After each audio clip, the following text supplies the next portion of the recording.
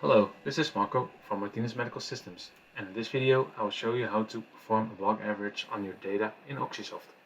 In this video I use one of the example measurements of finger tapping, done with a 24-channel oxymon. In this example measurement, the start of the finger tapping is labeled with an event A. The finger tapping lasted for 15 seconds. The end of finger tapping is labeled with event B. We are now looking at the whole measurement. You see 24 graphs with O2HB and HHB without any filters applied. Most commonly you want to do the block average on all your graphs.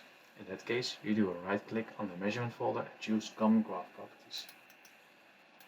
Then you go to Transformation A. In this example I set a filter of a moving Gaussian of 1 second.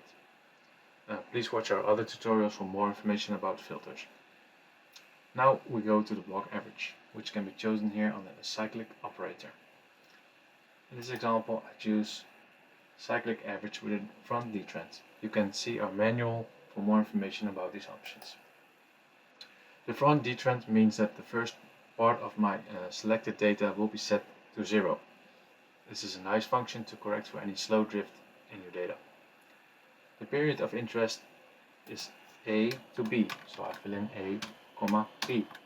However, in this example I know that the finger tapping lasted for 15 seconds exactly, so I can also do A,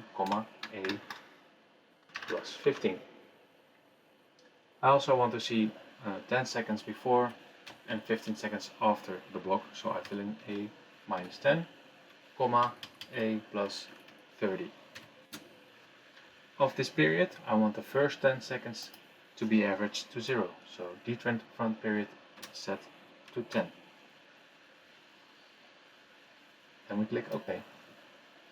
Now we see the average response of the finger tapping over all 24 channels. As you can see, some show a nice clear response while others do not. Thank you for watching.